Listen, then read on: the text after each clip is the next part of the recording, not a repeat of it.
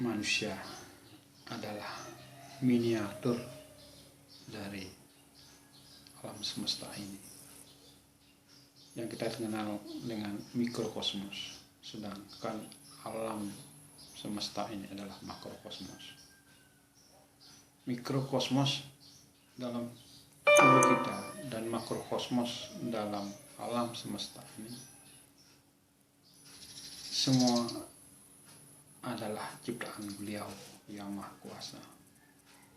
Untuk itu maka seyogianya lah semua ciptaannya harus hidup yang harmonis supaya perputaran jagat raya ini beserta isinya mengalami perputaran yang harmonis.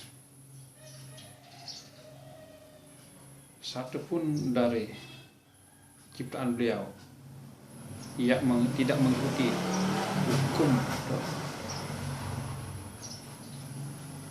hukum alam, hukum reda, itu akan terjadi disharmonis.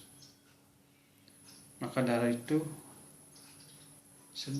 segenap unsur ciptaan dari Yang Maha Kuasa, manusia, lingkungan, dan alam semesta ini selalu mendukung kinerja positif menuju keharmonisan. Jadi keberagaman menuju keharmonisan. Contoh dalam arsitektur unsur-unsur manusia itu semestinya semua ada. Ada unsur padat, arsitektur juga ada. Unsur cair dalam tubuh kita dalam arsitektur semestinya ada. Struktur dalam tubuh kita dalam arsitektur juga ada struktur. Ada isi dalam arsitektur dalam tubuh kita juga ada isi. Ada jaringan dalam tubuh kita di arsitektur ada jaringan. Sudah itu keindahan, kecantikan, ketampanan dalam tubuh kita di arsitektur juga harus tampan, cantik.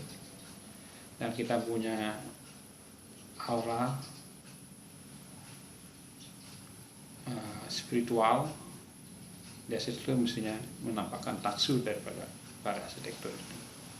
Sehingga manusia ada hubungan harmonis keselarasan dengan karya-karya arsitektur. Sehingga kita melakukan aktivitas dalam karya arsitektur, dalam arsitektur itu sendiri harus merasa nyaman, aman, dan produktif. Makanya dari itu ideologi, estetika, spiritual,